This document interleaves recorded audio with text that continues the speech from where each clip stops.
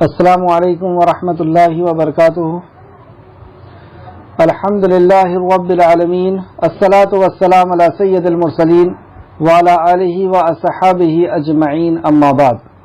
رب اشرح لی صدری ویسر لی امری واحلل عقدۃ من لسانی یفقہوا قولی۔ آمین یا رب العالمین۔ ہر قسم کی تعریف اور شکر اللہ رب العزت کے لیے لائق اور زیبا ہے، جو ساری کائنات کا بنانے والا، ہر مخلوق کی ضرورت کا پورا کرنے والا اور ہر مخلوق کی حفاظت کرنے والا ہے۔ درود و سلام ہو انبیاء اکرام پر، خصوصاً نبی مکرم رحمت للعالمین امام الانبیاء محمد صلی اللہ علیہ وسلم پر، آپ کے اہل بیت پر اور اصحاب کرام پر۔ اس مختصر سے درود و سلام کے بعد معزز سامعین اکرام، آج سورہ نور کی آیت نمبر 21 سے کلاس رہے گی۔ اللہ رب العزت سے دعا ہے کہ اللہ رب العزت ہمیں صحیح معنوں میں قرآن کو، خود قرآن کی روشنی میں، قرآن کو صحیح احادیث کی روشنی میں اور قرآن کو صحابہ اکرام کے منہج سے سمجھنے کی، اس پر غور و فکر کرنے کی، اس پر ایمان لانے اور عمل کے ساتھ لوگوں تک پہنچانے کی توفیق اور رفیق عطا فرمائے، آمین یا رب العالمین۔ مختصر سے کچھ پوائنٹس نوٹ کر لیجئے۔ ابھی تک جو ہم نے سورہ نور میں پڑھا، آیت نمبر 1 سے 10 میں معاشرے کے نظام کے اصول بتائے گئے اور معاشرے سے برائی کو روکنے کے لیے، کرائم کو ختم کرنے کے لیے اللہ رب العزت کے حدود بتائے گئے۔ آیت نمبر 10 سے 11 سے 20 تک ماں عائشہ رضی اللہ عنہا کی برات کا ذکر کیا گیا اور آپ کی پاک دامنی کا اعلان اللہ رب العزت کی طرف سے نازل ہوا، یعنی آپ کے تعلق سے یہ 10 آیتیں نازل ہوئی۔ آیت نمبر 21 جو آج ہماری کلاس ہے، اس کے موضوع کو ضرور آپ نوٹ کر لیں۔ جو لوگ اس میں شامل ہو گئے تھے وہ شیطان کی پیروی کا شکار ہو گئے تھے۔ کچھ وقت کے لیے وہ شیطان کے وسوسے میں آ گئے تھے، جو مومن تھے، جو مسلمان تھے۔ اور اسی آیت میں، آیت نمبر 21 میں، جو بچ گئے تھے ان پر اللہ رب العزت کا فضل تھا۔ اللہ رب العزت کے رحم و کرم کی وجہ سے ہی کوئی شخص شیطان کے وسوسے سے، شیطان کی شر سے بچ پاتا ہے۔ اور اسی آیت میں چوتھا پوائنٹ، جن سے غلطی ہوئی تھی انہیں اللہ نے معاف کر دیا۔ جن سے غلطی بھی ہوئی تھی تو ان کے ایمان کی برکت سے اللہ رب العزت نے انہیں معاف کر دیا تھا۔ یہ 5واں شرط۔ 6واں، آیت نمبر 22 میں مومنوں کو کہا گیا کہ اب آپ بھی معاف کر دیجئے۔ آیت نمبر 22 کے اندر ہم دیکھیں گے کہ مومنوں کو بھی کہا گیا کہ اللہ نے معاف کر دیا، اب تم بھی انہیں معاف کر دیجئے۔ اور معاف کرنے کی کیا فضیلتیں ہیں اس کے تعلق سے بھی ہم سمجھیں گے۔ آیت نمبر 23 کے اندر اب منافقوں کا ذکر شروع ہوگا۔ آیت نمبر 23 سے منافقوں کا ذکر شروع ہوگا۔ یہ 6واں پوائنٹ تھا۔ 7واں، آیت نمبر 24 اور 25 منافقوں کا انجام بتایا گیا اس میں، کہ منافقوں کا کیا انجام ہوگا اس جرم کی وجہ سے۔ اور 8واں، ماں عائشہ سے، 8واں جو آیت نمبر 26 میں جس طرف اشارہ کیا گیا یا جس طرح بیان کیا گیا اللہ رب العزت کی طرف سے، وہ ماں عائشہ رضی اللہ عنہا کی فضیلت بیان کی گئی۔ ماں عائشہ رضی اللہ عنہا کی فضیلت بیان کی گئی۔ تو ہم دیکھیں کہ شیطان کے شر سے، شیطان کس چیز کی دعوت دیتا ہے اور اس کے شر سے ہمیں بچنے کی اللہ رب العزت سے دعا بھی کرتے رہنا چاہیے۔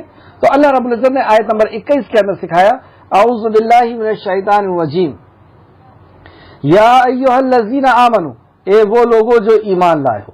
خطاب انشاءاللہ ہم سے ہے اور آنے والے قیامت تک کے مومنوں سے ہے، اور اس وقت میں بھی جو صحابہ اکرام تھے ان سے خطاب تھا، اور قیامت تک آنے والے ہر مومن کے سے اللہ رب العزت نے یہاں پہ خطاب کیا، یا ایھا الذین آمنوا، اے وہ لوگوں جو ایمان لائے ہو، لا ہرگز نہیں، تتبعوا، تم اتباع کرو، خطوات کہتے ہیں، خطوات سے مراد شیطان کے طریقے ہیں، اس کے راستے ہیں، اور اس کی باتیں ہیں جن کا وہ حکم دیتا ہے. تفسیر ابن کثیر جلد نمبر 4 صفحہ نمبر 303. تو یہ شیطان کے عمل یا شیطان کے راستے یا شیطان کے حکم، خطوات شیاطین، شیطان. تو شیطان کے عمل سے یا شیطان کے راستے سے اللہ رب العزت نے روکا. ترجمہ اس کا اس طرح: اے ایمان والو تم شیطان کے قدموں کی اتباع نہ کرو. تو شیطان کی اتباع کس چیز میں اتباع کرتے ہیں لوگ، یا وہ کس چیز میں اتباع کروانا چاہتا ہے؟ وہ زندگی گزارنے کے طریقے میں اتباع کروانا چاہتا ہے. اور زندگی گزارنے کا طریقہ اللہ رب العزت کی طرف سے اس کے بندوں کے لیے آیا. جس رب نے انسان کو بنایا اس نے انسان کو زندگی جینے کا طریقہ بھی سکھایا. اپنے انبیاء کے ذریعے سے اس نے کتابوں کو اللہ رب العزت نے نازل فرمایا. تو یہ دین ہے جو آسمان سے نازل ہوا، زندگی گزارنے کا اللہ رب العزت کی طرف سے پہنچایا ہوا طریقہ. اب اس طریقے سے ہٹ کر کے جو کام کرے گا زندگی کے کسی بھی شعبے میں، کسی بھی فیلڈ میں، کسی بھی وقت، کسی بھی عمل میں، جب وہ اللہ کے دین کو چھوڑ کر کے عمل کرے گا، بس یہی شیطان کا راستہ ہے. اور یہی شیطان کے راستے ہیں، راستہ نہیں، راستے ہیں. کیونکہ اللہ رب العزت فرماتا ہے ولی الذین آمنوا، اللہ ایمان والوں کا دوست ہے، یخرجہم من الظلمات الی النور، انہیں ظلمات سے یعنی برائیوں سے، شیطان کے راستوں سے، شیطان کے بہت سارے راستوں سے نکال کر کے نور کی طرف لے کے آتا ہے. یہاں واحد کا استعمال کیا اللہ نے کہ نور کا ایک ہی راستہ ہے اور وہ اللہ رب العزت کے دین کا راستہ ہے. تو جو اللہ رب العزت کے دین سے ہٹ جائے گا گویا کہ وہ شیطان کے راستے میں چلا گیا. یہاں پہ واقعہ چل رہا ہے عائشہ صدیقہ رضی اللہ عنہا کے اوپر الزام تراشی کا.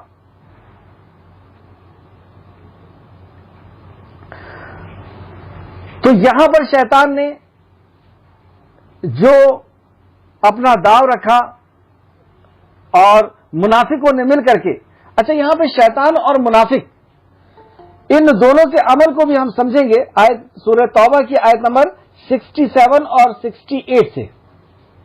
یہ آیت کو پورا دیکھیں. اور ایمان والے تم شیطان کی قدموں کی اتباع نہ کرو، اور جو کوئی شیطان کے قدموں کی اتباع کرے گا یعنی اس کے حکم پر چلے گا، اس کے طریقے پہ چلے گا، اس کے وسوسے پہ چلے گا.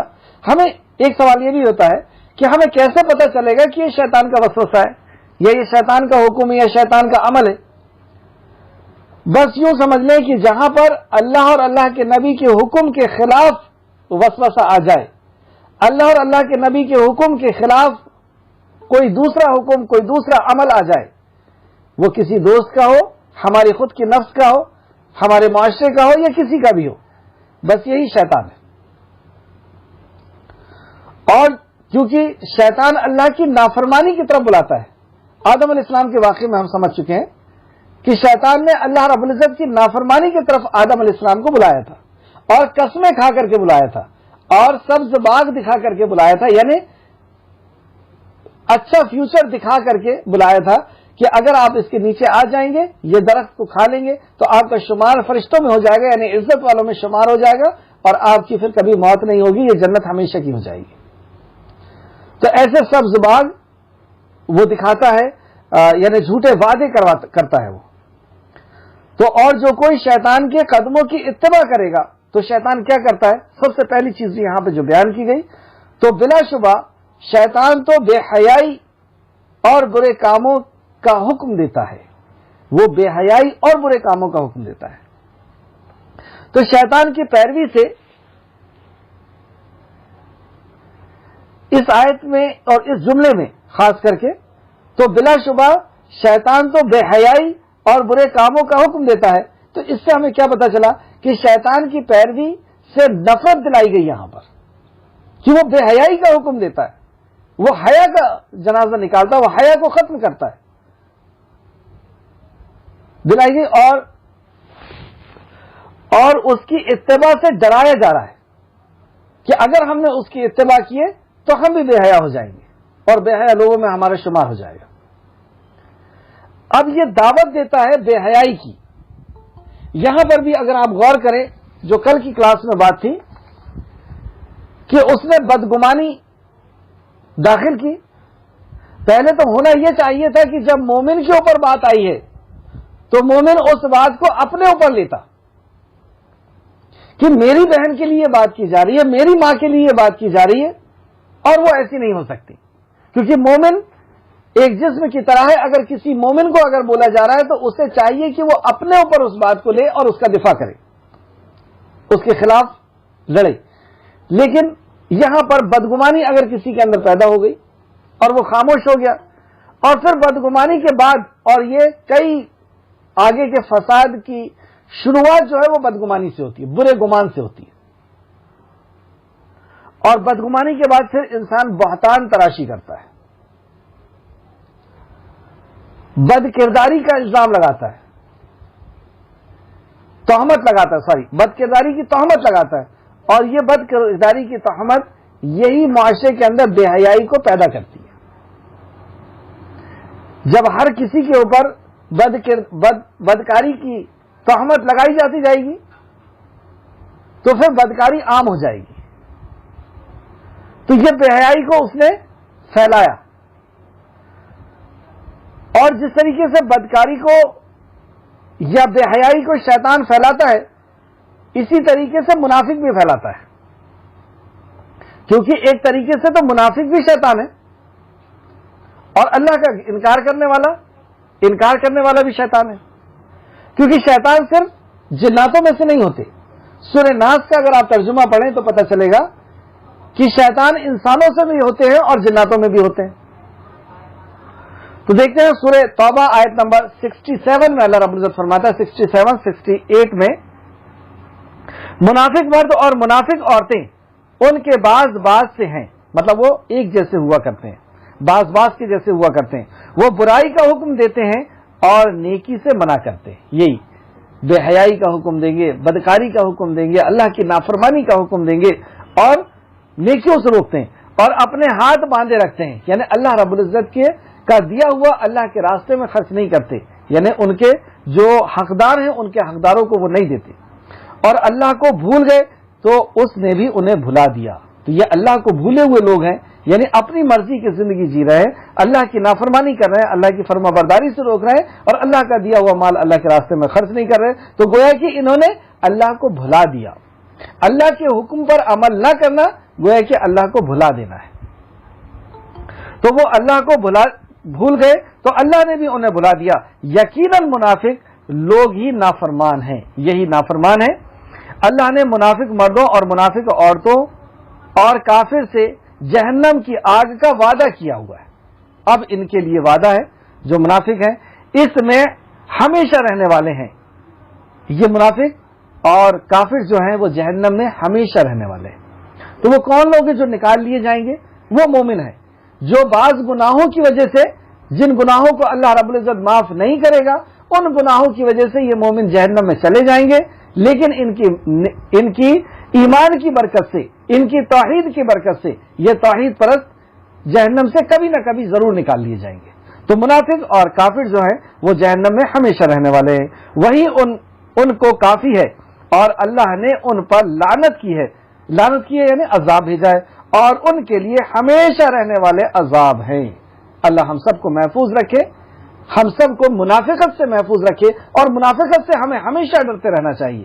عمر فاروق جیسی ہستی کہ جن کی شان میں اللہ نبی مکرم صلی اللہ علیہ وسلم نے فرمایا کہ اے عمر تمہیں دیکھ کر کے شیطان راستہ بدل دیتا ہے. اب بتائیں, جو شیطان ہمارا سب سے بڑا دشمن ہے, اللہ رب العزت نے خبر دی کہ شیطان تمہارا سب سے بڑا دشمن ہے, اس سے بچنا ہے. اور وہ شیطان عمر فاروق کے تقوی کے سامنے, ان کے ایمان کے سامنے, ان کے عمل کے سامنے کون بتا رہا ہے؟ نبی مکرم صلی اللہ علیہ وسلم خبر دے رہے ہیں کہ وہ راستہ چھوڑ کر کے بھاگ جاتا ہے. اور آپ نے فرمایا کہ میرے بعد نبوت کا سلسلہ ختم نہ ہوتا تو عمر نبی ہوتے رضی اللہ عنہ. اور دوسری جگہ فرمایا آپ نے شہید کہا, ایک چٹان پہ آپ چڑھے اور چٹان ہلنے لگی تو آپ نے فرمایا کہ اے چٹان ٹھہر جا, تیرے اوپر ایک نبی ہے, ایک صدیق ہے اور ایک شہید ہے. تو آپ نے وہاں پہ بشارت بھی آپ کو دے دی کہ آپ شہید ہیں. اور بھی بے شمار فضائل ہیں عمر فاروق کے، یہاں تک کہ آپ کے مشورے پہ آسمان سے وحی نازل ہوا کرتی تھی. آپ مشورہ دیتے تھے کہ صبح صبح یہ عورتیں بغیر حجاب کے آ جاتی ہیں، ایسی آتی ہیں، یہ ٹھیک نہیں لگتا. اللہ رب العزت نے پردے کی آیت نازل فرمائی. آپ حج کر رہے تھے اور کہا کہ میرا جی چاہتا ہے کہ ابراہیم علیہ السلام کے مقام پر جا کر کے 2 رکعت نماز پڑھوں. اللہ رب العزت نے وہی نازل فرمائی کہ مقام ابراہیم مصلی، کہ ابراہیم کے جگہ کو مصلی بنا لیجئے، یعنی وہاں طواف کرنے کے بعد وہاں پر 2 رکعت نماز ادا کیجیے. اور اسی طریقے سے آپ نے کہا نشے کے تعلق سے، خمر کے تعلق سے اللہ رب العزت نے وحی نازل فرمائی. اور عبداللہ ابن ابی جو منافقوں کا سردار تھا، اس کے تعلق سے بھی آپ نے مشورہ دیا، اللہ رب العزت نے حکم نازل فرمایا. تو ایسی ہستی، ایسی شخصیت کہ جن کے دور میں سب سے زیادہ اسلام کو تقویت ملی اور لوگوں تک، اور خود نبی کریم صلی اللہ علیہ وسلم نے آپ کو مانگا ہے اللہ رب العزت سے، لیکن اس کے بعد بھی اپنے آپ سے وہ ڈرتے رہتے کہ کہیں ایسا تو نہیں کہ میں منافق ہو گیا، کہیں ایسا تو نہیں کہ تو منافقت سے اللہ رب العزت ہم سب کو بچا کر کے رکھے. اور ہمیں محتاط رہنا چاہیے. مومن ہمیشہ ڈرتا رہتا ہے کہ کہیں ایسا تو نہیں کہ میں انکار کرنے والا ہو گیا، یا کہیں ایسا تو نہیں کہ میں منافق ہو گیا. اور منافق مطمئن ہوتا ہے اپنے ایمان پر کہ میں ایمان والا ہوں. تو جو اپنے ایمان پر مطمئن ہو گیا، گویا کہ اس کو اپنی فکر کرنا چاہیے اور ہمیں ڈرتے رہنا چاہیے کہ کہیں ایسے کوئی عمل تو ہماری زندگی میں نہیں آ رہے جو منافقت والے ہیں. تو اس آیت میں شیطان کے تعلق سے بتایا گیا کہ شیطان کی اتباع نہیں کرنا ہے. اور اگر تم پر، اچھا یہ لوگوں نے جنہوں نے اتباع کر لی تھی، یعنی شیطان نے فاحش کو پھیلانے کی کوشش کی اور الزام تراشی کروائی. عبداللہ ابن ابی ان کا سردار منافقوں کا، اور ان لوگوں نے فاحش کو جب پھیلانے کی کوشش کی، یہ بدترین عمل جو نبی کریم صلی اللہ علیہ وسلم کو جس عمل نے تکلیف پہنچائی، جس عمل نے صحابہ اکرام کو تکلیف پہنچائی، ایسے بدترین عمل کو انہوں نے کیا. اور جو لوگ خاموش رہے ان کے تعلق سے یہاں پہ اللہ نے فرمایا، اور اگر تم پر اللہ کا فضل اور اس کی رحمت نہ ہوتی تو تم میں سے کوئی ایک کبھی بھی پاک نہ ہوتا. یہ ان مومنوں کے لیے بات کی جا رہی ہے جو لوگ وہاں پر سن کر کے خاموش رہ گئے تھے، اور جتنا سنے تھے اتنا پہنچا دیے تھے. جو 3 صحابہ تھے جن کے بارے میں کل بتایا جا چکا ہے، تو ان کے تعلق سے اللہ رب العزت نے ان کی بھی برات نازل فرمائی، ان کی بھی معافی نازل فرما دی. اور اگر تم پر اللہ کا فضل، یعنی اللہ کا تم پر فضل تھا، اور فضل کی کیا وجہ ہے؟ کیونکہ یہ ایمان والے تھے. تو ایمان کی وجہ سے، توحید کی برکت سے، ایمان یعنی توحید، تو توحید کی برکت سے اللہ رب العزت توبہ کی توفیق نصیب کرتا ہے. آپ دیکھ لیں منافقوں کو توبہ کی توفیق نصیب نہیں ہوئی، مومنوں کو توبہ کی توفیق نصیب ہوئی، اور اللہ رب العزت نے وہاں پہ ان کی بھی برات نازل فرما دی. اور اگر تم پر اللہ کا فضل اور اس کی رحمت نہ ہوتی تو تم میں سے کوئی ایک بھی پاک نہ ہوتا. گویا کہ اللہ نے انہیں پاک کر دیا. سبحان اللہ. پھر آگے اللہ فرماتا ہے لیکن اللہ جسے چاہے پاک کرتا ہے، اور اللہ خوب سننے والا اور خوب جاننے والا ہے. یعنی جو لوگ بچ گئے تھے، جن لوگوں نے خاموشی سے نہیں سنا تھا اور عائشہ صدیقہ رضی اللہ عنہا کا دفاع کیا تھا، آپ کے اوپر لگے ہوئے الزام کے بارے میں بھرپور انہوں نے قسم کھا کر کے اور اپنی گواہی پیش کی تھی کہ ایسا نہیں ہو سکتا کہ نبی کریم صلی اللہ علیہ وسلم کا گھرانہ، اور ہم نے عائشہ کو اس طریقے سے نہیں دیکھا وغیرہ وغیرہ. تو ان لوگوں نے بھی جو دفاع کیا تھا، اس میں بھی اللہ رب العزت کی رحمت اور قدرت تھی، اللہ رب العزت کی رحمت تھی کہ اللہ رب العزت نے ان کو ان کے وسوسوں سے بچا لیا تھا. لیکن اللہ جسے چاہتا ہے پاک کرتا ہے، اور اللہ خوب سننے والا، جسے چاہتا ہے پاک کرتا ہے، یعنی جو پاک کرنے کے قابل ہے، جو پاک کرنے کے لائق ہے، جو پاکی کے لائق ہے، جو پاکی چاہتا ہے، جو پاکی کے لیے دعا کرتا ہے، جو پاکی کے لیے کوشش کرتا ہے، جو پاکی کے لیے اپنے آپ کو تیار کرتا ہے، یعنی گناہوں کو چھوڑ دیتا ہے، تو ان کے لیے یہاں پہ کہا گیا لیکن اللہ جسے چاہتا ہے پاک کرتا ہے، اور اللہ خوب سننے والا اور خوب جاننے والا ہے. اللہ سن بھی رہا ہے اور اللہ رب العزت جاننے والا بھی ہے. اس تعلق سے سورہ آل عمران کی آیت نمبر 135 نوٹ کریں. اور وہ لوگ کہ جب کوئی بے حیائی کرتے ہیں، مطلب یہ لوگ جو توبہ کرنے والے ہیں، کیونکہ انہوں نے توبہ کی تو اللہ رب العزت نے انہیں معاف کیا، اور معاف کرنے کے بعد اللہ رب العزت نے پاک کیا نا، معاف کیا، گناہوں سے پاک کر دیا. اور اللہ نے فرمایا کہ لیکن اللہ خوب اللہ جسے چاہتا ہے پاک کرتا ہے. تو پاکی کی وجہ کیا ہے؟ سورہ آل عمران آیت نمبر 135 میں اللہ رب العزت نے فرمایا، اور وہ لوگ کہ جب کوئی بے حیائی کر بیٹھتے ہیں یا اپنی جانوں پر ظلم کر لیتے ہیں. اپنی جانوں پر ظلم اللہ کی نافرمانی ہے. اپنی جان پر ظلم یعنی اللہ کی نافرمانی جب وہ کر بیٹھتے ہیں. تو ہم سب بھی اس کے اصل میں شکار ہیں، شیطان کے شکار ہیں، اور ہم اللہ رب العزت کی نافرمانی اکثر و بیشتر کر لیتے ہیں. تو کیا کرنا چاہیے ہمیں، اور کن لوگوں کو اللہ پاک کرتا ہے اور کن لوگوں کو اللہ رب العزت ان کے گناہوں کو بخش دیتا ہے، اس کے تعلق سے یہ بہت اہم آیت سورہ آل عمران آیت نمبر 135.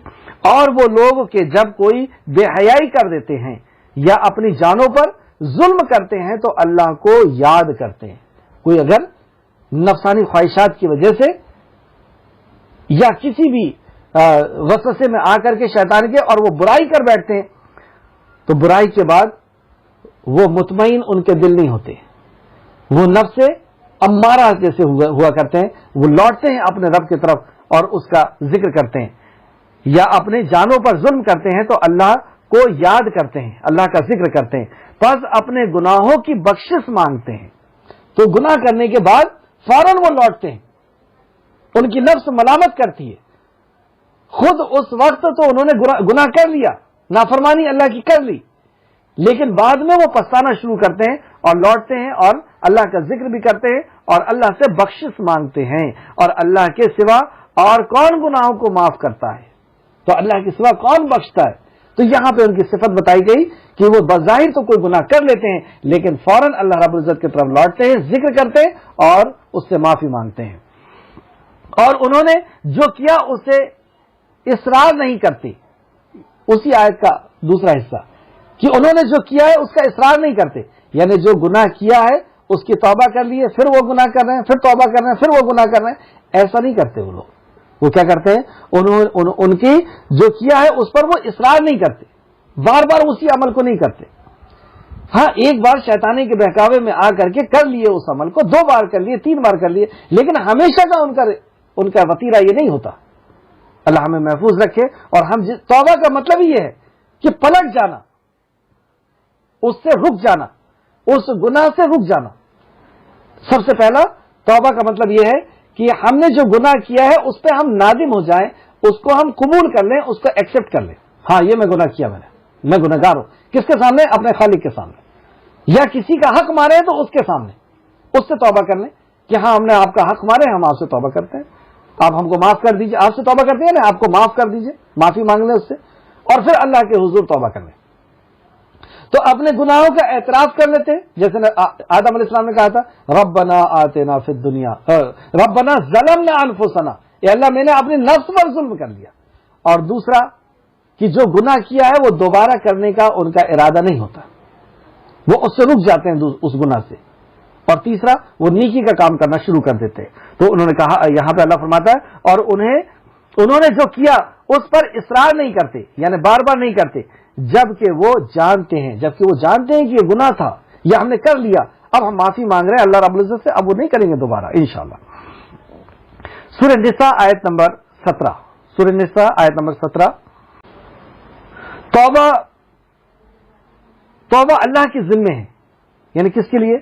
جس کے قبول کرتا ہے اللہ رب العزت، جس کی توبہ قبول کرتا ہے اس کے تعلق سے اللہ فرماتا ہے توبہ جس کی قبول کرنا اللہ کے ذمے ہے، صرف ان لوگوں کی ہے جو جہالت میں برائی کر لیتے ہیں. مطلب اللہ رب العزت ان لوگوں کی گناہ کو، صرف ان لوگوں کے گناہ کو قبول کرتا ہے جو جہالت کی وجہ سے کوئی گناہ کر لیتے ہیں. جہالت یعنی پتا ہے ان کو کہ یہ غلط ہے لیکن کر لیا انہوں نے،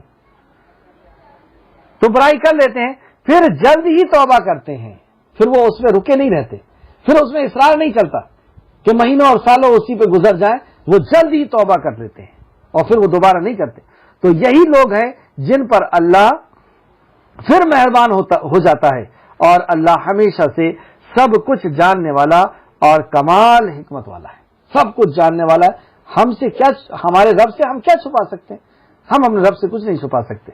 تو وہ سب کچھ جاننے والا اور کمال حکمت والا ہے. اس کی حکمت ہے کہ اللہ رب العزت ان بندوں کو معاف فرماتا ہے. آیت نمبر 22. اور تم میں سے فضل اور وسعت والے، مطلب جس کو اللہ رب العزت نے مال و دولت سے نوازا ہے، قرابت داروں اور مسکینوں اور اللہ کی راہ میں ہجرت کرنے والوں کو مال دینے سے قسم نہ کھائیں، اور چاہیے کہ وہ معاف کر دیں اور درگزر کریں. کیا تم یہ پسند کرتے ہو کہ اللہ تعالی تمہاری مغفرت کرے؟ اور اللہ بہت بخشنے والا اور نہایت رحم کرنے والا ہے.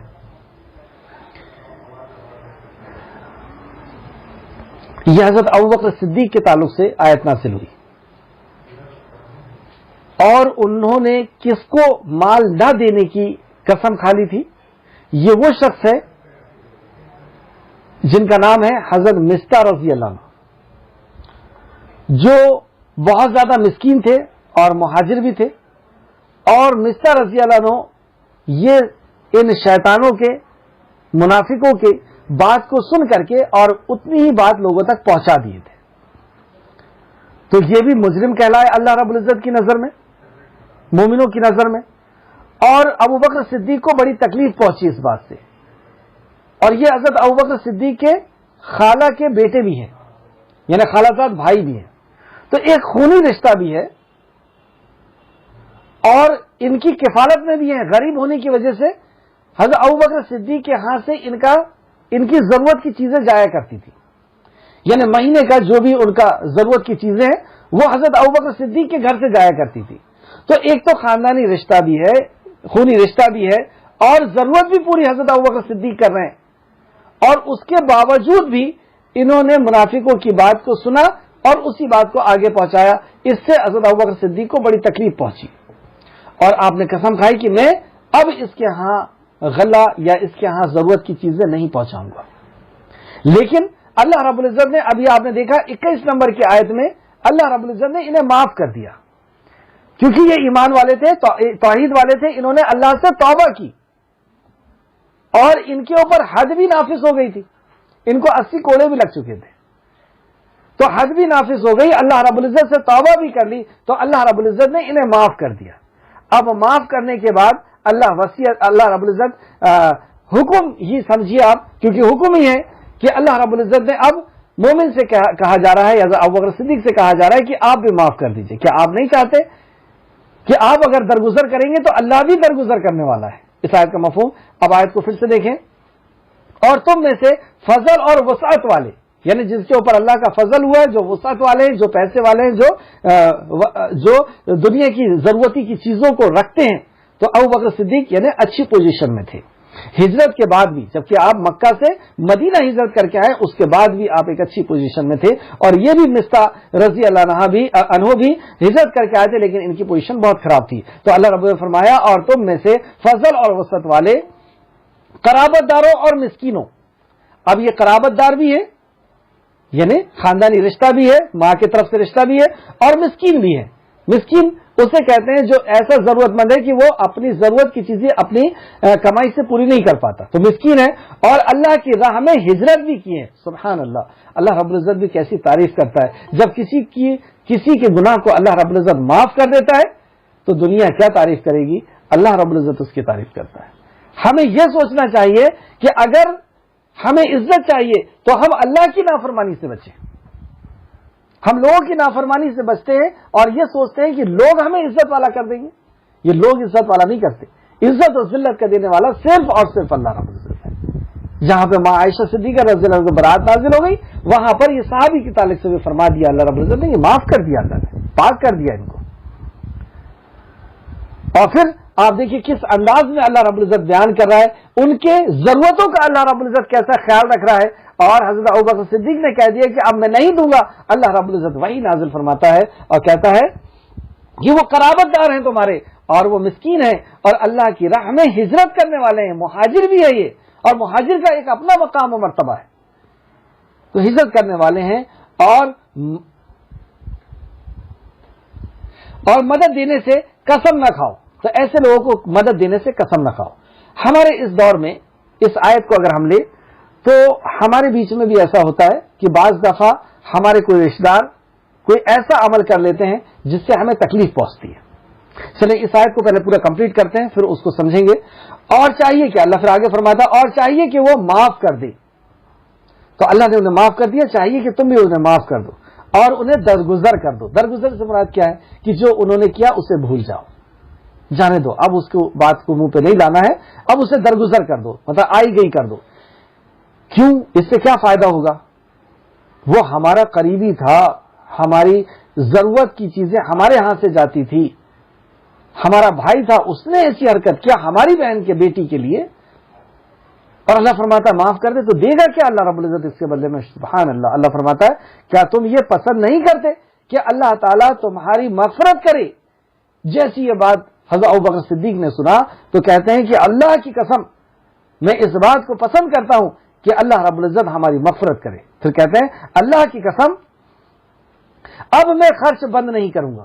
2 بار پھر قسم کھائی. پہلے بار 1 بار قسم کھائی تھی کہ میں اب اس کا خرچ نہیں پہنچاؤں گا, اور اب جیسی یہ آیت نازل ہوئی, یہ ہے ایمان والے, یہ ہے صدیق کا مطلب کہ ہر بات کو سچی جاننا اور اس سچائی کی فوراً صداقت دینا, سچائی کی کو جو ہے فوراً قبول کر لینا. تو کہتے ہیں کیا تم پسند نہیں کرتے کہ اللہ تعالیٰ تمہاری مغفرت کرے, اور اللہ بہت بخشنے والا نہایت رحم فرمانے والا ہے. تو اللہ تمہیں بخش دے گا. سبحان اللہ, کتنا بڑا اجر ہے اس بات کا کہ تم اگر تمہارا مومن بھائی ہے, کوئی غلطی ہو گئی تمہاری شان میں, اس نے گستاخی کر دی لیکن اس نے توبہ کر لی ہے, توبہ کر لی ہے, وہ مومن ہے, توحید پرست ہے, تو گویا کہ تم اسے معاف کر دو. کیا دے گا اللہ رب العزت بدلے میں؟ کیا تم اس کو پسند نہیں کرتے کہ اللہ تعالیٰ تمہاری مغفرت فرما دے؟ تو ابوبکر صدیق نے اللہ کی قسم کھا کے کہا کہ اللہ کی قسم میں نے اسے معاف کر دیا. اور پھر آپ نے فرمایا کہ اللہ کی قسم میں اب اس کا راشن یا اس کی ضرورت کی چیزوں کو بند نہیں کروں گا. تو اللہ فرماتا ہے آخر میں اور اللہ بہت بخشنے والا.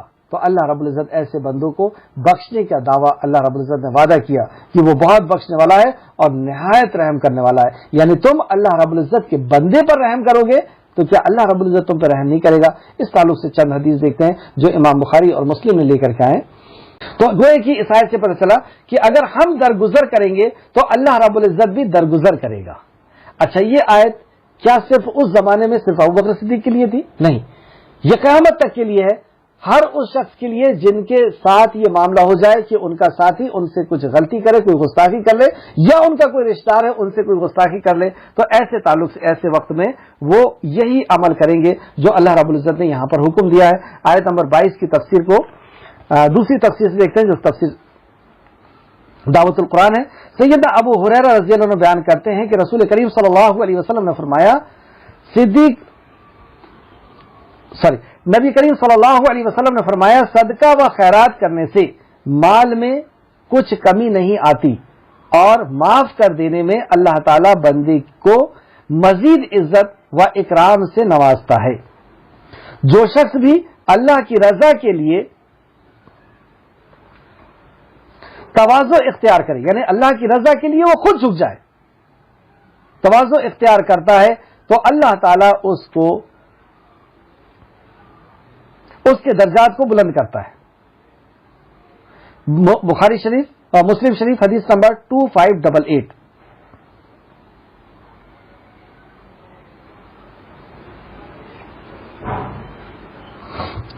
تو اللہ رب العزت اس سے کیا پتہ چلا کہ صدقہ مال کو کم نہیں کرتا, اور جھک جانا, معاف کر دینا, یہ عزت کو کم نہیں کرتا, یہ عزت کو بڑھاتا ہے. اور صدقہ اور خیرات اللہ کا دیا ہوا مال اللہ کے راستے میں, یعنی اللہ کے حکم سے خرچ کرنے میں, وہ بھی آپ کے مال کو بڑھاتا ہے, اور کسی کو درگزر کر دینا, معاف کر دینا, یہ عزت کو بڑھاتا ہے. اللہ رب العزت اسے اونچا اٹھاتا ہے. مسلم شریف حدیث نمبر 2588. سیدنا ابو ہریرہ بیان کرتے ہیں کہ ایک شخص نے عرض کی, اے اللہ کے رسول, اب یہاں پہ ایک بات اور آپ کے ذہن میں آ رہی ہوگی کہ ٹھیک ہے ہم نے کسی کی غلطی کو معاف کر دیا کیونکہ اس نے معافی مانگ لیا, اللہ رب العزت سے توبہ کر لیا, وہ صحیح راستے میں آ گیا, وہ دین کے راستے میں آ گیا. لیکن ایک ہمارا رشتہ دار ہے کہ ہم اس کے ساتھ اچھا سلوک کرتے ہیں اور وہ ہمارے ساتھ برا ہی سلوک کرتا ہے. हम उसके साथ अच्छे से पेश आते हैं, वो हमारे साथ बुराई पेश आता है, वो हमें तकलीफ ही पहुंचाता है, तो हम उसके लिए, उस रिश्तेदार के लिए क्या करें, या उस इंसान के लिए हमारा क्या तरीका होना चाहिए।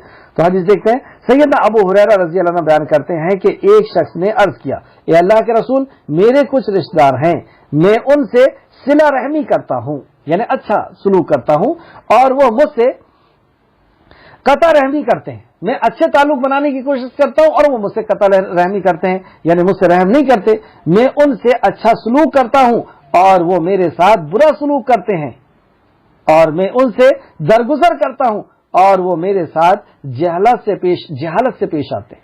मैं उनके गुनाहों पे दरगुजर करता हूं, मैं उनकी खताओं पे दरगुजर करता हूं और उनके हुकूक को मैं माफ करता हूं, लेकिन वो है कि मुझ पर वो है जलालत के साथ ही आते हैं, वो जहालत के साथ मेरे पास आते हैं। तो आपने फरमाया, अब नबी करीम सल्लल्लाहु अलैहि वसल्लम का फरमान समाअत फरमाया, आपने फरमाया अगर तेरी बात दुरुस्त है, यानी अगर आप ये बात सच कह रहे हैं, आपकी बात ये दुरुस्त है, तो गोया के तू उनके मुंह में गरम राख डाल रहा है और अल्लाह ताला के जानिब से तेरे साथ हमेशा एक फरिश्ता उनके खिलाफ मददगार होगा, जब तक कि तू इस पर अमल करेगा, जब तक तू इस पर पाबंद रहेगा, इस अमल पे कि लोग तेरे साथ गलत कर रहे हैं लेकिन तू उसके साथ दरगुजर कर रहा है और मामलात को जोड़ करके रखने की और मामलात को सुधार करके रखने की, रिश्तेदारी को कायम रखने की ईमान की बुनियाद पर कोशिश कर रहा है, तो अल्लाह रब्बुल इज्जत गोया की तो हर बार अच्छा अमल करता है उसके मुंह में राख डालने की तरह है,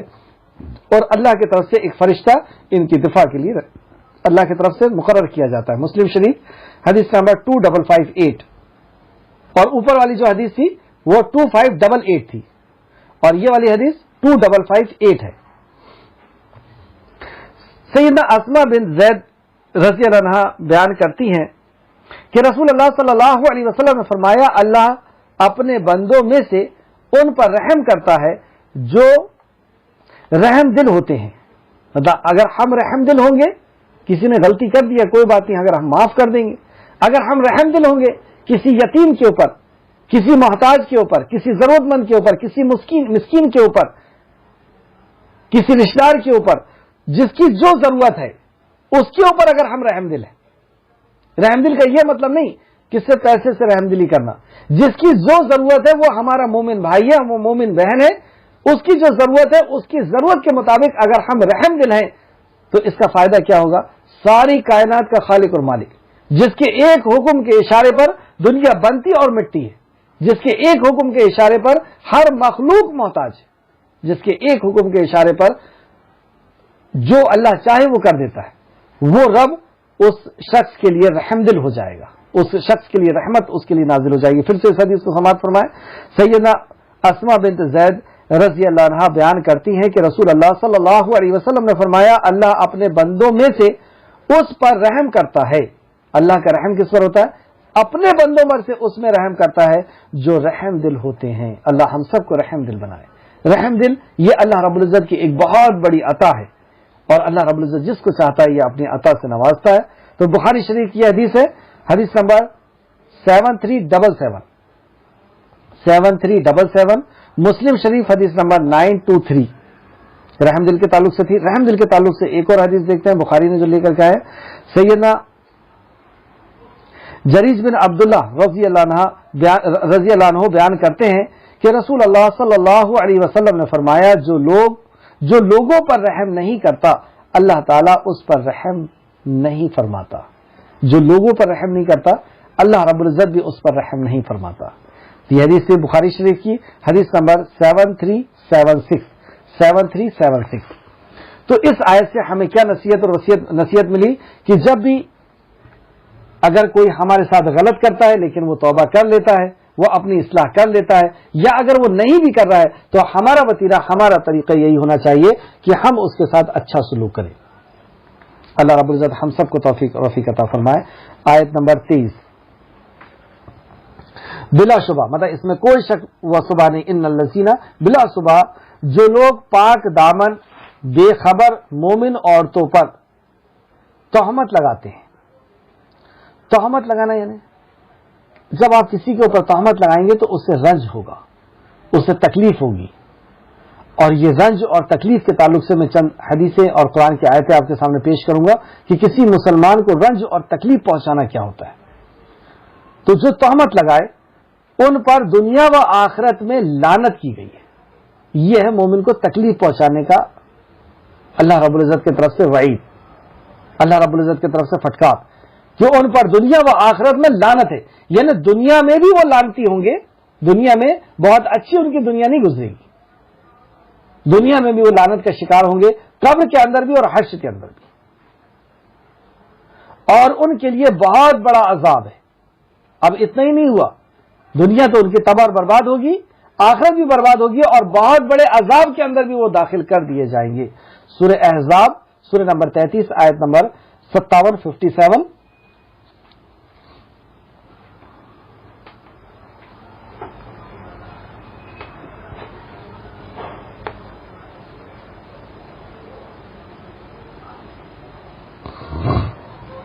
سورہ احزاب آیت نمبر 57. یقیناً وہ لوگ جو اللہ اور اس کے رسول کو رنج پہنچاتے ہیں ان پر اللہ دنیا اور آخرت میں لعنت کرتا ہے. یہاں پہ رنج کس کو پہنچایا تھا؟ یہاں پہ رنج پہنچایا تھا نبی کریم صلی اللہ علیہ وسلم کو رنج پہنچا تھا، عائشہ صدیقہ رضی اللہ عنہ کو رنج پہنچا تھا، صحابہ اکرام کو رنج پہنچا تھا. تو یہ رنج جو پہنچایا گیا تھا اس کے بارے میں اللہ رب العزت نے یہاں پہ فرمایا ان پر دنیا اور آخرت میں لعنت کی گئی. تو واقعی وہ آج بھی دیکھ لیں آپ عبداللہ ابن ابی کو کس طریقے سے یاد کیا جاتا ہے اور اس کے ساتھیوں کو منافقوں کو کس طریقے سے یاد کیا جاتا ہے، اور ان کے لیے بہت بڑا عذاب، اور جہنم میں بھی ان کو بہت بڑا عذاب ہے. تو اسی تعلق سے ہم نے دیکھا سورہ احزاب آیت نمبر 57 میں اللہ فرماتا ہے یقیناً وہ لوگ جو اللہ اور اس کے رسول کو رنج پہنچاتے ہیں ان پر اللہ دنیا اور آخرت میں لعنت کرتا ہے. سیم ویسی آیت کہ دنیا اور آخرت میں اللہ ان کو لعنت کرتا ہے اور ان کے لیے اس نے ذلیل کرنے والا عذاب تیار کر رکھا، اور آخرت میں بھی ان کو ذلیل کرنے والا عذاب اللہ رب دے گا. عبد الرحمن بن زید بن اسلم کہتے ہیں کہ یہ آیت حضرت صلی اللہ علیہ وسلم پر بہتان لگانے، عائشہ صدیقہ رضی اللہ عنہ پر بہتان لگانے والوں کے لیے نازل ہوئی تھی. اور آج بھی اگر کوئی مسلمان عورتوں کے بارے میں اس طرح کی طنز کرتا ہے یا اس طرح کا بہتان لگاتا ہے تو اس کے لیے بھی یہی حکم ہے، یہی حکم اس کے لیے بھی رہے گا جو آج بھی کسی پاک دامن عورت کے اوپر، بے خبر عورت کے اوپر الزام لگائے گا. تو جو اللہ تعالیٰ نے بیان فرمایا ہے، لیکن حضرت عائشہ رضی اللہ عنہ پہلی عورت ہیں جن کے بارے میں یہ آیت نازل فرمائی گئی. تفسیر ابن ابو حاتم جلد نمبر 8 اور صفحہ نمبر 2556 تفسیر ابن کثیر جلد نمبر 4 صفحہ نمبر 305. تو یہ حکم صرف عائشہ اور اس وقت کے صحابہ اکرام اور نبی مکرم کے لیے نہیں، ابھی جو بھی کسی پاک دامن عورت کے اوپر الزام لگائے گا تو اس کے لیے بھی یہی سزا ہے کہ اللہ اس کو دنیا میں اور آخرت میں اسی طریقے سے ذلیل کرے گا اور جہنم کے اندر داخل کرے گا. اس تعلق سے ایک اور حدیث دیکھتے ہیں جو امام بخاری اور مسلم نے لے کر کے آئے ہیں. 7 تباہ کر دینے والی چیزوں سے بچو. امام ابن ابو حاتم نے ابو ہریرہ سے روایت کو بیان کیا ہے کہ رسول کریم صلی اللہ علیہ وسلم نے فرمایا 7 تباہ کر دینے والی باتوں سے اجتناب کرو، یعنی بچو. عرض کیا گیا، مطلب صحابہ نے پوچھا کہ اے اللہ کے رسول وہ کون سے ہیں، مطلب وہ کون سی 7 چیزیں جو انسان کو تباہ اور برباد کر دیتی ہیں، یعنی اللہ رب العزت کی بارگاہ سے، اللہ رب العزت کے پاس مقام و مرتبے سے اس کو گرا دیتی ہے، اس کو ہٹا دیتی ہے، اس کو تباہ اور برباد کر دیتی ہے. وہ کون سی 7 چیزیں کہ جس کو ہم کریں گے اور ہم تباہ ہو جائیں گے؟ تو آپ نے فرمایا پہلا اللہ تعالی کے ساتھ شرک کرنا، یہ انسان کو سب سے بڑا، ان الشرک لظلم عظیم. دوسرا جادو کرنا. اب دیکھیں آپ، شرک کرنا یہ اللہ کے حق کو مخلوق کو دینا، اللہ کی صفات میں، اللہ کی ربوبیت، اللہ کی الوہیت، اللہ کی عبادت میں، اللہ کے حکم میں کسی اور کو شامل کر لینا. یہ تو ہو گیا اللہ کا حق کسی بندے کو دینا. اب آپ دیکھیں کہ بندے کے حقوق کے اوپر پوری بات کی جائے گی. دوسرا جادو کرنا. جادو کرنے سے کیا ہوگا، کس کا نقصان ہوگا؟ کسی بندے کا نقصان ہوگا، کسی بندے کے اوپر تکلیف پہنچے گی اور اس کی ایذا، اس کو تکلیف پہنچے گی. تو یہ یہاں پہ حقوق العباد آیا دوسرے نمبر پہ. دوسرا جو جرم ہے، پہلا جرم حقوق اللہ پر تھا، دوسرا جرم حقوق العباد پر. تیسرا کسی ایسی جان کو قتل کرنا جسے اللہ تعالیٰ نے حرام قرار دیا ہے مگر حق کے ساتھ. تو یہ تیسرا بھی حقوق العباد پر کہ کسی بندے کو قتل کر دینا، یہ حقوق العباد میں لوگوں کے حق میں ہے کہ اس کو ہم کیسے قتل کر سکتے ہیں. وہ کسی کے گھر کا بڑا ہے، وہ کسی کا باپ ہے ہوگا، یا کسی کا شوہر ہوگا، کسی کی ضرورت کو پوری کرنے والا اس کے ذریعے سے ہوگا، اس کو قتل کرنا یعنی حقوق العباد، لوگوں کے حق کو مارنا ہے. چوتھا سود کھانا، سود کھانے سے کس کا ہوگا؟ یہ حقوق اللہ میں آئے گا، حقوق العباد میں آئے گا. یہ بھی حقوق العباد کہ سود کھا رہا ہے یعنی غریبوں کو ضرورت کو پورا کرنے کے لیے اللہ نے جو اس کو دولت دی ہے وہ دولت دے کر کے ان سے اور دولت وصول کر رہا ہے، یعنی ایک غریب اور مسکین انسان کو اور زیادہ مسکین اور غریب بنا رہا ہے، اور اس کی محنت کی کمائی کو یعنی اس کے خون کو وہ چوس رہا ہے. تو یہ بھی حقوق العباد میں چوتھا نمبر. پانچواں یتیم کا مال کھانا. ایک بچہ یتیم ہو گیا، اس کا باپ کا انتقال ہو گیا، اور اس کا جو سرمایہ تھا اور اس کے سرمایہ کو، ایک یتیم کے سرمایہ کو، ایک معصوم کے سرمایہ کو وہ کھا رہا ہے. یہ بھی حقوق العباد. اور یہ پانچواں نمبر. چھٹواں جنگ کے دن منہ پھیر کر کے بھاگ جانا، یہ بھی مسلمانوں کے حق کو مارنا ہے، تو یہ بھی حقوق العباد میں. چھٹواں نمبر جنگ کے میدان سے بھاگ جانا. اور ساتواں پاک دامن بے خبر ایمان والی عورت پر تہمت لگانا، یہ ہلاک کر دینے والا عمل ہے یہ، اور یہ بہت آسانی سے اور بہت ہلکا سمجھ کر کے لوگ کرتے ہیں. کسی کے لیے بھی فوراً بات کو کہہ دینا اور سنی سنائی بات کو پھر سے دوسرے کے پاس بیان کر دینا، یا اس کو اور بڑھا کر کے بیان کر دینا، یہ ہلاک کر دے گا، برباد کر دے گا دنیا بھی اور آخرت بھی. ہم کیا سوچ رہے ہیں کہ ہم اس کی بے عزتی کر رہے ہیں، اس کے سکون اور چین کو ختم کر رہے ہیں، ہم اپنے سکون اور چین کو ختم کر رہے ہیں، ہم اپنے آپ کو برباد کر رہے ہیں. تو اللہ رب العزت ہم سب کو اس سے محفوظ رکھے کہ ہم کسی کے حق کو مارے. تو یہاں پر اس حدیث میں ایک بات جو غور کرنے کی تھی وہ یہ کہ جہاں پہ خواتین کے حق کو بتایا گیا کہ یہ تباہ اور برباد کرنے والا حق ہے، وہاں پر دوسری اہم بات کہ 7 چیزیں جو تباہ اور برباد کرنے والی ہے اس میں ایک حق اللہ رب العزت کا اور 6 حق حقوق العباد کے ہیں. تو اس سے بھی پتہ چلتا ہے کہ حقوق العباد کی کتنے سخت طریقے سے ہماری پکڑ ہونے والی ہے حشر کے میدان میں. اللہ کے نبی صلی اللہ علیہ وسلم نے فرمایا کہ اللہ کی قسم کوئی شخص اللہ کی بارگاہ میں اپنے قدم کو نہیں ہلا سکتا جب تک ظالم مظلوم کا حق ادا نہ کر دے.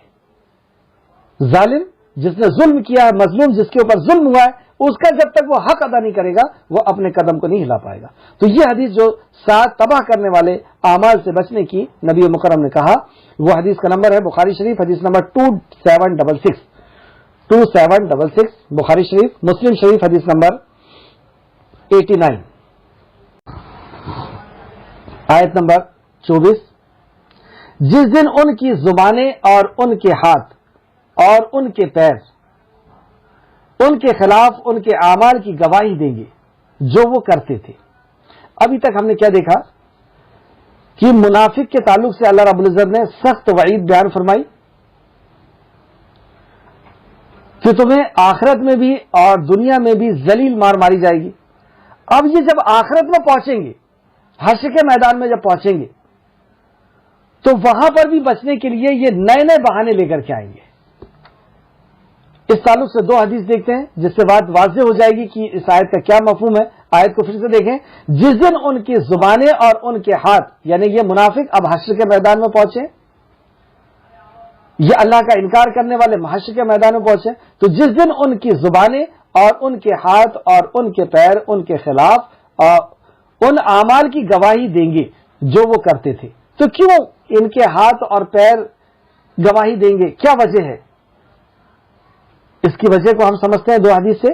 تو آیت نمبر 25. اس دن اللہ انہیں پورا ان کا ٹھیک بدلہ دے گا. مطلب اس دن ان کے اوپر ظلم نہیں کیا جائے گا، اور وہ جان لیں گے کہ بے شک اللہ ہی واضح حق ہے، اللہ ہی حق کے ساتھ فیصلہ کرنے والا ہے، اللہ ہی رب العزت حق ہے. تو ابن ابو حاتم نے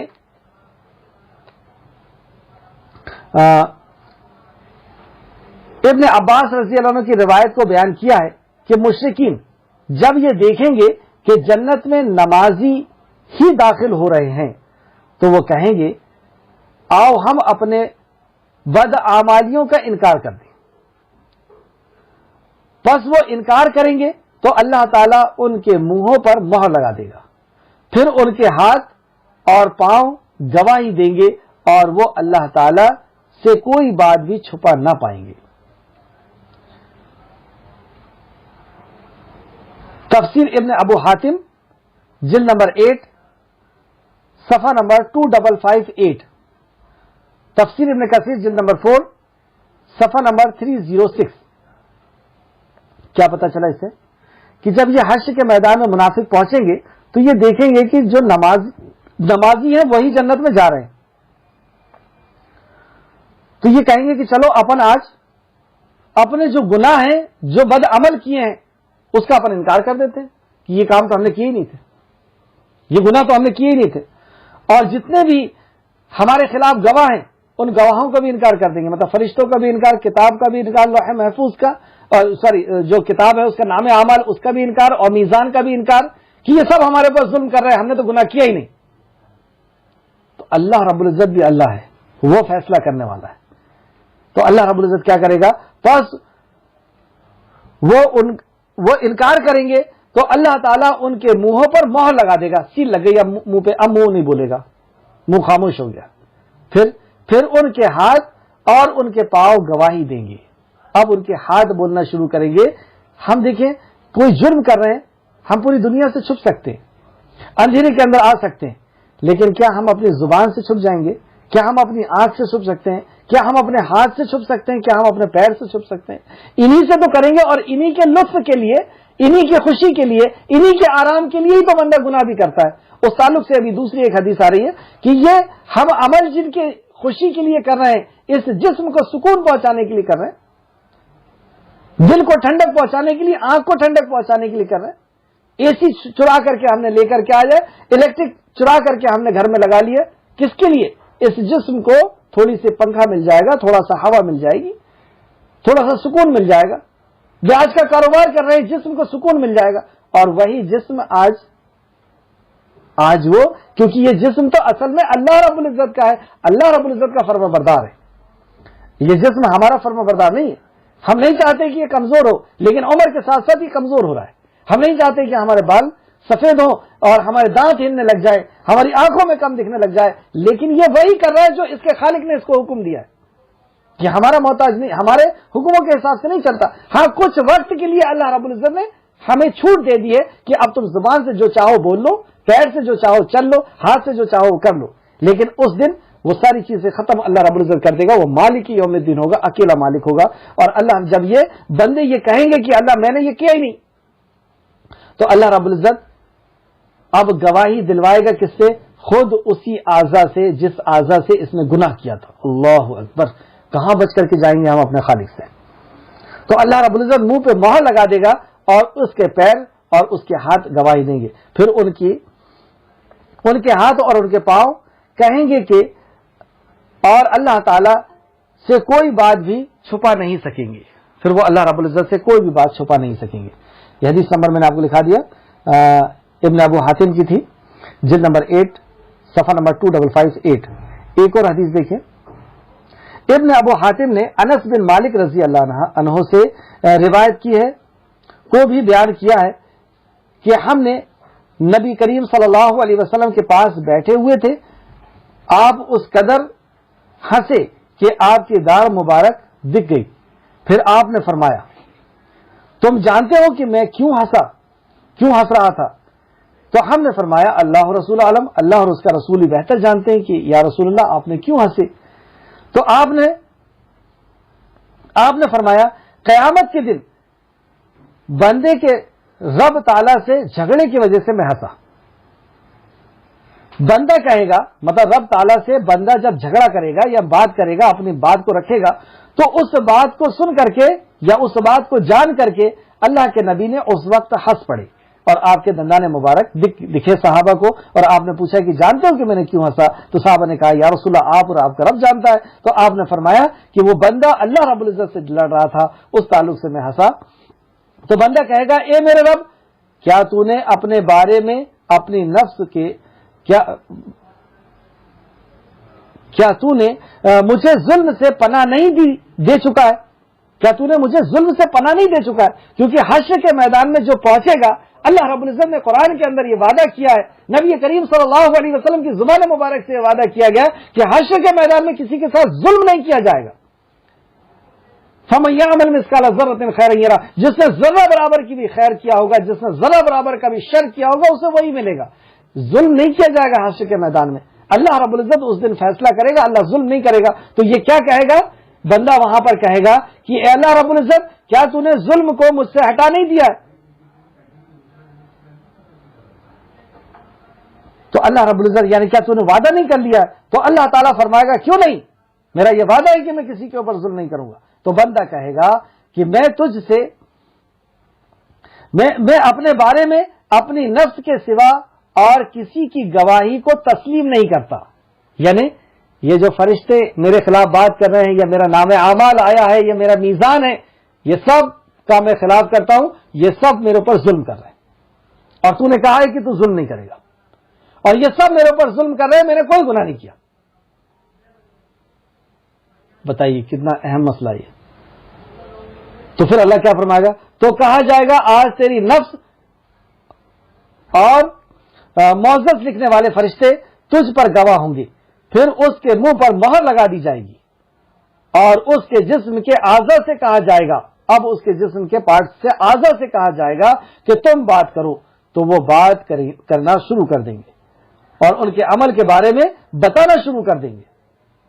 اب جب اس کے اعمال کو بتانا شروع کیا، کیونکہ منہ میں مہر لگ گیا، اب یہ کچھ بول نہیں رہا ہے، اب اس کا ہاتھ بتا رہا ہے کہ اس سے مجھ سے یہ کیا تھا، پیر بتائے گا، زبان بتائے گی، سب بتانا شروع کر دیا۔ پھر ان کے بعد اللہ رب العزت اس سلسلے کو منقطع کرے گا، اور اب اس کے منہ کو کھول دیا جائے گا، اور اب وہ بولے گا۔ تو وہ کیا بولے گا؟ بندے کو بات کرنے کی اجازت دے دی جائے گی، مطلب جب اس کے ہاتھ پیر نے، اعضاء نے اس کی خلاف گواہی دے دیے، اور پھر اللہ رب العزت اس کے منہ کو کھولے گا، اور یہ جب بولنا شروع کرے گا تو کیا کہے گا؟ کرنے کا اجازت دی جائے گی، اس کو بات کرنے کی اجازت دی جائے گی، تو وہ کہے گا کہ تمہارے لیے دوری ہو، پھٹکار ہو، یعنی وہ اپنے جسم کو لعنت اور ملامت کرے گا، پیر کو، ہاتھ کو، جسم لعنت ملامت کرے گا، اور پھٹکار ہو اور دوری ہو تم پر، بس تمہارے ہی وجہ سے تو میں یہ سب کچھ کرتا تھا۔ اس دن وہ کہے گا کہ یہ جسم تیری راحت کی وجہ سے، تیری عزت کی وجہ سے، تیری شہرت کی وجہ سے، تیرے سکون اور اطمینان کی وجہ سے میں نے اللہ کی نافرمانی کی تھی، اور آج تو میرے خلاف ہو گیا۔ تو یہ جو آپس کی بات ہے، اس کو سن کر کے رسول کریم صلی اللہ علیہ وسلم ہنس پڑے، اور اس حدیث کو امام مسلم نے اور نسائی نے بھی روایت کیا ہے۔ امام مسلم نے روایت کیا ہے اور نسائی نے بھی دلیل لکھنا شروع کرے۔ تفسیر ابن ابو حاتم جلد نمبر 8 اور حدیث نمبر 2559، مسلم شریف حدیث نمبر 2969 نسائی حدیث جلد نمبر 6 اور حدیث نمبر 508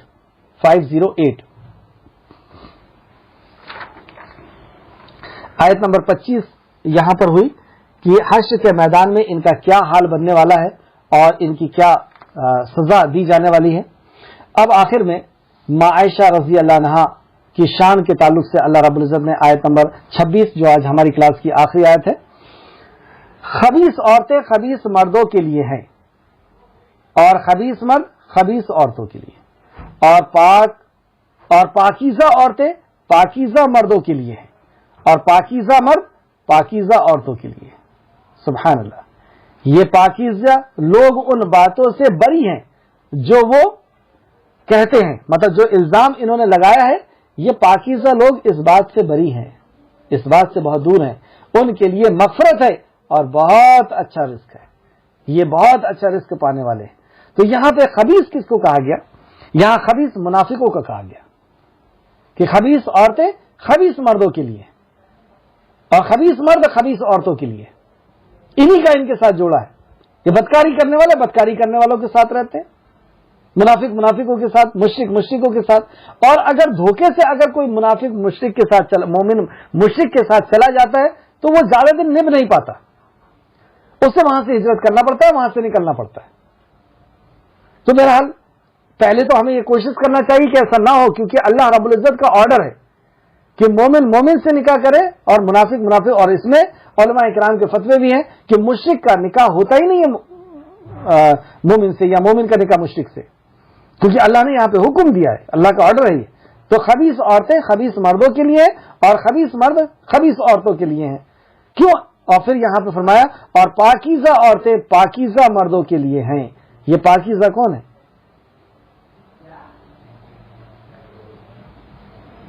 یہ سب سے پاک باز شخصیت کی بیوی ہے. یہ سب سے پاک باز نبی کریم صلی اللہ علیہ وسلم کی پاکیزہ بیوی ہے. ان کی شان اللہ رب العزت کس انداز میں بیان فرما رہا ہے، آپ غور کریں. اور پاکیزہ عورتیں پاکیزہ مردوں کے لیے ہیں اور پاکیزہ مرد پاکیزہ عورتوں کے لیے. سبحان اللہ. اللہ ہم سب کو بھی تو پاک فرما دے. یہ پاکیزہ لوگ ان باتوں سے بری ہیں جو وہ ان کے اوپر الزام لگاتے ہیں. یہ خبیث لوگ جو ان کے اوپر الزام لگاتے ہیں، تو یہ خبیث وہاں کے مشرکوں سے کہا گیا ان کے لیے مغفرت اور بہت اچھا اجر ہے. یعنی ان لوگوں کے لیے، یہ جو مومن ہیں صحابہ اکرام یا عائشہ صدیقہ رضی اللہ عنہ، ان کے لیے بہت اچھا اجر ہے. تو اب اس آیت میں عائشہ رضی اللہ عنہا کو پاک اور کیوں نہ ہو، عائشہ پاک کیوں نہ ہو، کیونکہ وہ سب سے پاک باز شخصیت کی بیوی ہے. اللہ نے آپ پر الزام لگانے والوں کو خبیث کہا اور صحابہ اکرام کی بھی تعریف فرمائی. اس آیت کے تعلق سے کہ ماں عائشہ صدیقہ رضی اللہ عنہ کی کیا صرف ایسا نہیں کہ قرآن کی اس آیت میں ہی اللہ رب العزت نے آپ کی تعریف فرمائی ہے، اللہ رب العزت نے جگہ جگہ پر بھی ماں عائشہ صدیقہ رضی اللہ عنہ کی تعریف بیان فرمائی ہے نبی مکرم صلی اللہ علیہ وسلم کی زبان مبارک کے ذریعے سے. چند حدیث دیکھتے ہیں. ایک حدیث جو امام مسلم نے لے کر کے آئے ہیں، مسلم شریف، بخاری میں بھی ہے، یہ دیکھتے ہیں. رسول اللہ صلی اللہ علیہ وسلم تو طیب ہیں، اس لیے ان کا عائشہ رضی اللہ عنہا جیسی طیب اور اچھی بیوی اللہ رب العزت نے انہیں عطا فرمائی. سیدنا انس بن مالک رضی اللہ عنہ بیان کرتے ہیں کہ رسول اللہ صلی اللہ علیہ وسلم نے فرمایا عائشہ رضی اللہ عنہا کی فضیلت دوسری عورتوں پر ایسی ہے جیسے سرید کی فضیلت باقی تمام کھانوں پر ہوتی ہے. یعنی تمام عورتوں کے اوپر ماں عائشہ رضی اللہ عنہا کی فضیلت نبی کریم صلی اللہ علیہ وسلم نے فرمائی. تو گویا کہ یہ چار عورتیں جو معزز خاتون ہیں یہ ان کے اوپر بھی فضیلت رکھتی ہیں. بخاری شریف حدیث نمبر 2446، بخاری شریف حدیث نمبر 2446. دوسری حدیث دیکھتے ہیں جو امام بخاری اور مسلم نے دونوں نے روایت کیا ہے. سیدہ عائشہ بیان کرتی ہیں رضی اللہ عنہ بیان کرتی ہیں کہ ایک دن رسول اللہ صلی اللہ علیہ وسلم نے ان سے فرمایا اے عائشہ یہ جبرائیل تمہیں سلام کہتے ہیں. سبحان اللہ. اے عائشہ جبرائیل تمہیں سلام کہہ رہے ہیں. تو میں نے جواب دیا وعلیکم السلام ورحمۃ اللہ وبرکاتہ. بخاری شریف حدیث نمبر 3768، مسلم شریف حدیث نمبر 2447. ایک اور حدیث دیکھتے ہیں. سیدہ عائشہ رضی اللہ عنہا بیان کرتی ہیں کہ رسول اللہ صلی اللہ علیہ وسلم نے مجھ سے فرمایا میں نے تم کو 2 بار خواب میں دیکھا. ایک شخص ایک ریشم کپڑے میں تم کو اٹھائے ہوئے ہے.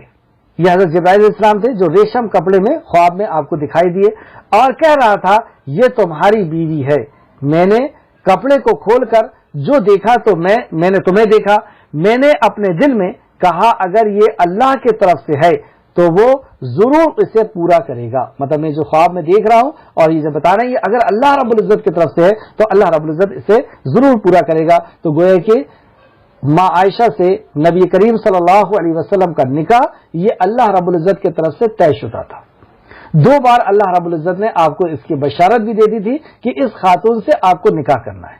اور اس کے پیچھے کتنی بڑی حکمت تھی. اللہ تو علیم اور خبیر ہے، وہ تو عالم الغیب ہے، وہ جاننے والا ہے. اور آپ نے دیکھا کہ سب سے زیادہ حدیث کو علم کو حاصل کرنے والی یہاں تک کہ جب نبی کریم صلی اللہ علیہ وسلم اس دنیا سے رخصت ہوئے تو بڑے بڑے صحابہ آپ سے فتویٰ لینے کے لیے، آپ سے علم سیکھنے کے لیے دور دراز سے آیا کرتے تھے، آپ سے مسائل کو جاننے کے لیے دور دراز سے آیا کرتے تھے.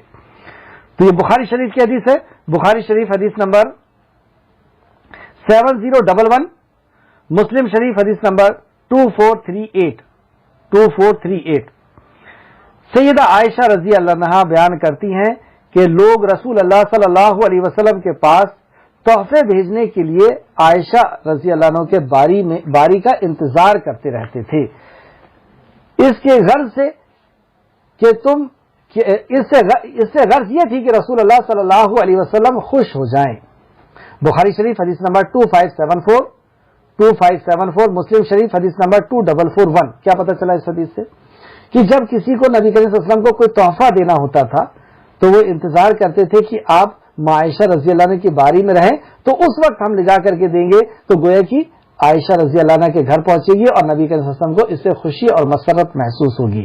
اس سے ایک مسئلہ اور پتہ چلا کہ جب آپ جس کی باری میں ہیں اس وقت کوئی تحفہ دیا جائے گا تو اس کی حقدار بھی وہی ہوں گی، اور اس سے یہ بھی پتہ چلا کہ نبی مکرم عدل اور انصاف کے کتنے زیادہ پابند تھے، اور کیوں نہ ہو، آپ تو عدل اور انصاف کو قائم کرنے کے لیے ہی تشریف لے کر کے آئے تھے۔ بخاری شریف حدیث نمبر 2574 مسلم 2441۔ عدل اور انصاف کے تعلق سے اور عائشہ کی فضیلت کے تعلق سے ایک اور حدیث جو امام بخاری نے لے کر کے آئے، اور بھی دوسرے سیدنا حشام اپنے باب سے بیان کرتے ہیں کہ رسول اللہ صلی اللہ علیہ وسلم اپنی مرض میں، یعنی وہ مرض جو آخری بیماری تھی جس کے بعد نبی کریم صلی اللہ علیہ وسلم اس دنیا سے رخصت ہو گئے تھے، تو مرض الموت میں بھی اپنی بیویوں کے بارے میں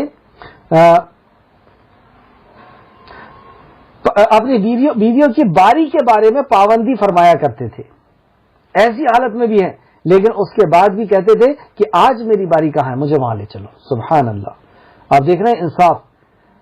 البتہ یہ پوچھتے رہتے کل مجھے کس کے ہاں ٹھہرنا ہے، کیونکہ آپ صلی اللہ علیہ وسلم سیدہ عائشہ رضی اللہ عنہ کے بارے میں خواہش مند تھے۔ سیدہ عائشہ بیان کرتی ہیں کہ پھر جب میری باری کا دن آیا تو آپ کو سکون ہو گیا، مطلب اس آخری وقت میں عائشہ رضی اللہ عنہ کا حجرہ مبارک آپ کو ملا اور آپ کو اس میں سکون و اطمینان نصیب ہوا۔ بخاری شریف حدیث نمبر 3774۔ اور یہ جو 7 دن تھے جو آخر کے تھے، اور ایک ماں نے اپنی باری کو وقف کر دی تھی، چھوڑ دی تھی، اور کہا تھا کہ رسول اللہ صلی اللہ علیہ وسلم کی میں باری کو معاف کرتی ہوں، یہ آپ کے ساتھ رہے، میں بھی یہ چاہتی ہوں، کیونکہ سبھی خواتین جانتی تھی اور سب یہ جانتے تھے کہ نبی کریم صلی اللہ علیہ وسلم عائشہ صدیقہ رضی اللہ عنہ کو زیادہ پسند کرتے، اور اس کے پیچھے ایک بہت بڑی حکمت جو انسانیت کے لیے اور جو اپنی امت کے لیے آپ کے پاس تھی۔ تو آپ دیکھیں گے کہ یہ 7 دنوں میں نبی کریم صلی اللہ علیہ وسلم نے جو تعلیم اور تربیت عائشہ صدیقہ رضی اللہ عنہ کی وہ ایک کمال ہے۔ مطلب اس وقت میں جو آپ نے نصیحت آپ کو فرمائی تھی، جو دنیا کے حالات کے بارے میں بتایا تھا، آنے والے وقتوں کے بارے میں بتایا تھا، اللہ رب العزت کے حکم سے، اللہ رب العزت کی طرف سے بتائی ہوئی پیشین گوئی کے مطابق، تو ایک بڑا سرمایہ، ایک بڑا علم کا خزانہ عائشہ صدیقہ رضی اللہ عنہ نے ان 7 دنوں میں حاصل کیا تھا۔ ایک اور حدیث دیکھتے ہیں، سیدہ عائشہ بیان کرتی ہیں رضی اللہ عنہا کہ رسول اللہ صلی اللہ علیہ وسلم مرض الموت میں دریافت فرماتے تھے، مطلب آخر اس بیماری میں دریافت آپ فرمایا کرتے تھے، آج مجھے کس کے ہاں ٹھہرنا ہے، کل مجھے کس کے ہاں قیام کرنا ہے۔ یہ خیال کرتے کہ بھی عائشہ کی یعنی میری باری میں دیر نہ ہو جائے، مطلب وہ یہ خیال کرتے کہ کہیں میری باری وہاں تک پہنچنے میں دیر تو نہیں ہو رہی ہے، پھر میری باری کے دن اللہ تعالیٰ نے آپ کو بلا لیا، اس حالت میں کہ آپ کا سر میرے سینے اور میرے ہنسلی کے درمیان تھا۔ سبحان اللہ۔ تو جب آپ اس دنیا سے بھی رخصت ہوئے تو عائشہ صدیقہ رضی اللہ عنہ کے گود میں آپ اس دنیا سے رخصت ہوئے، اور آخری وقت میں بھی جب آپ آخری وقت میں جو آپ نے عمل کیا تو وہ ایک مسواک کو دیکھ رہے تھے۔ آج ہم دیکھیں مسواک ہمارے ہاں سے ختم ہو گئی، اتنی عظیم سنت۔ تو آپ یہاں تک فرماتے ہیں کہ مسواک کے تعلق سے مجھے اتنی زیادہ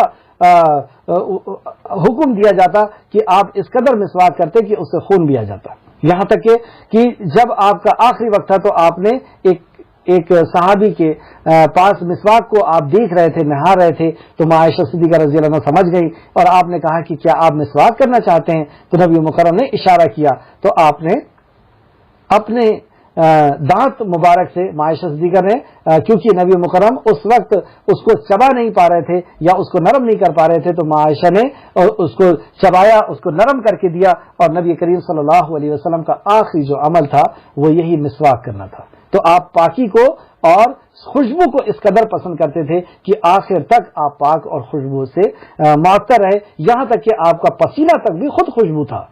تو بہرحال آخری میں نبی کریم صلی اللہ علیہ وسلم کے لعاب مبارک سے ماں عائشہ صدیقہ رضی اللہ عنہ کا بھی لعاب مبارک ملا، اور آپ نے آپ کے اوپر آپ کی گود میں جو ہے اس دنیا سے رخصت ہوئے۔ یہ مسلم شریف کی حدیث تھی، مسلم شریف حدیث نمبر 2443، یہ بھی ماں عائشہ کی فضیلت ہے۔ آخر ایک اور حدیث پر لکھ لیجیے آپ، بخاری شریف حدیث نمبر 3662 اور مسلم شریف حدیث نمبر 2384۔ آخر میں اللہ رب العزت سے دعا ہے کہ جو کچھ بھی ہم نے پڑھا، اللہ رب العزت اسے مزید اس پہ غور و فکر کرنے کی ہمیں توفیق عطا فرما، اور جب تک ہمیں اسلام پر اس عمل کو اس علم کو پر ایمان لانے اور اس پہ عمل کرنے اور لوگوں تک پہنچانے کی توفیق و رفیق عطا فرما، آمین یا رب العالمین۔ السلام علیکم ورحمۃ اللہ وبرکاتہ۔